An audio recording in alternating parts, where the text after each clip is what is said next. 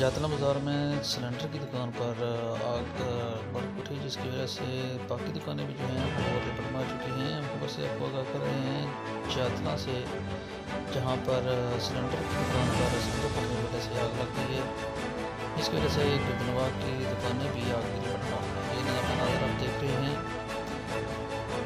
जातला में।